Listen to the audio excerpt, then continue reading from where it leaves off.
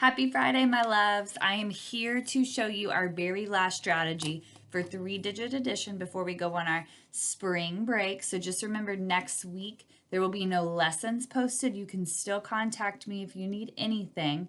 But the week after spring break, Miss Carlson will be having videos every day for math lessons, and they'll be on the plans. And I'm going to do them next week, so then you can watch them before you do your work if you need to. It'll be about elapsed time, so a new standard, which we did a little bit of right before we left and a little bit 2 weeks ago, but next week we're really going to focus on elapsed time. So we'll be done with our three-digit addition review, okay? So remember, we're going to be adding on a number line. So we have done expanded form for three-digit addition. We have done base 10 blocks, and today is our last one, which is the number line. Now, if you're comfortable using the number line or base 10 blocks, stay comfortable with that until you get really good at it. Then you can move to expanded form. If that one's already comfortable for you, then you are a rock star, and that algorithm that you learn next year will be really sweet and simple for you, okay? So I'm going to draw my number line. Remember, we're doing addition, okay? So simple number line. Let me come up with, let's do 220 plus 147, okay? So here's my equation up here. Remember, in addition, we're looking for the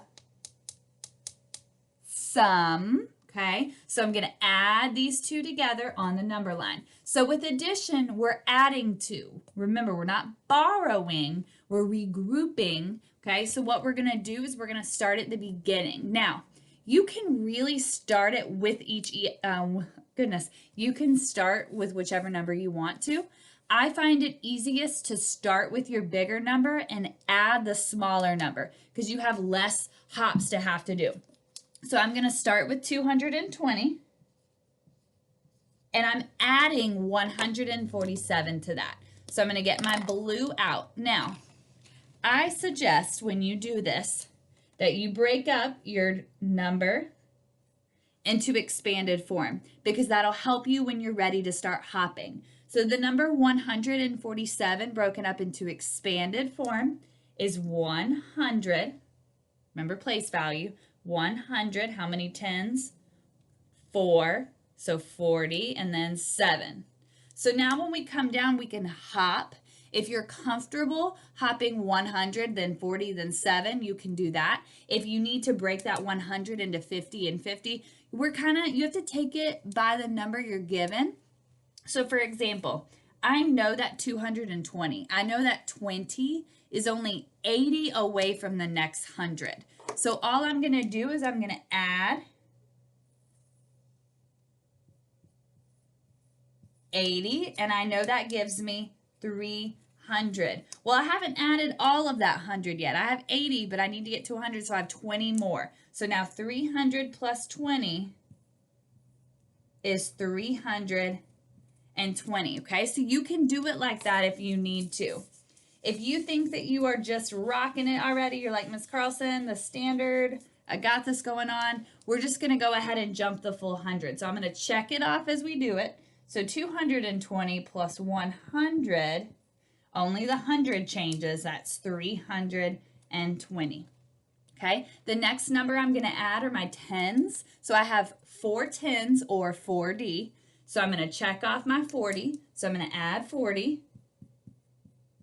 So 320 plus 40, 20 plus 40 is 60, okay? So we went 20, 30, 40, 50, 60. We added 40. We added 4 tens, and our hundreds did not change. We didn't have to go and regroup.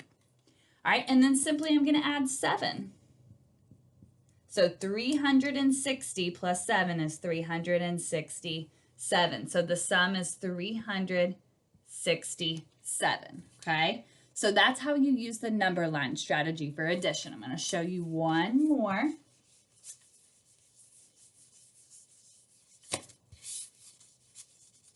Okay, so let's do, I'm going to do one where we have to regroup so you can see what that looks like. We're going to do 537 plus 281. Okay, so if you're doing this with me on paper, write the equation. We're looking for the sum. Good. Okay, let me draw my number line. Okay, we're doing addition, so we're adding on, not going back, so I'm going to start at the beginning. So I, once again, would start with my bigger number, so 537.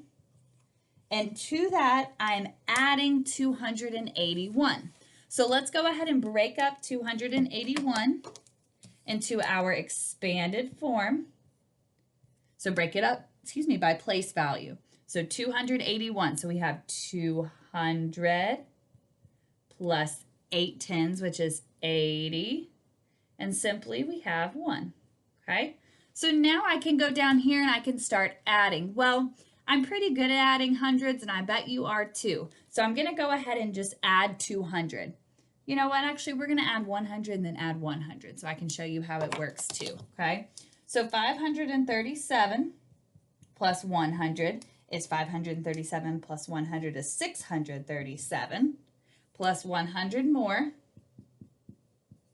is 737, okay? So check, we did our 200. Now we have our 80, okay? So watch how Miss Carlson does this. So I see that we have 737. So I'm going to be adding 80 to my 37, okay? But I know that when I add 80 plus 30, I get more than 100. I get 110.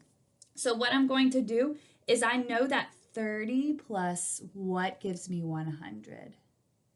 70. I know that 70. So if I add 70 to 737, I get 807. I now have a 0 in my tens because I know that 30 plus 70 gives me a 100. So then I can regroup into the 800. Now I added 70, but I needed to add 80. How many more tens do I have to add? Just 1. So now that 0 with 10 added to it becomes 817. So now we added our 80. We just broke it up into smaller. We wanted to find a friendlier number to add because sometimes our brains get a little jumbled up and we might mess up if we get that far. So think of how to make a friendly number to get to the next 100 or the next 10, whatever place value you are focused on. And now all we have to do is add 1. So 817, my 7, my 1s is getting affected. 7 plus 1 is 8. So my sum is 818. Okay, so that is how you use our number line strategy. I hope that makes sense. Check your work. If you think that you need to try the strategy again, send me any dojo messages with any questions you have. When we get back from spring break, I will have videos, so you'll get to see me. The whole 3rd grade will get to see me on video teaching math. So I would love all of your love from me, and I hope these videos have helped you this week. All right, I love you very much. Let me know if you need anything next week. Please stay safe and make good choices.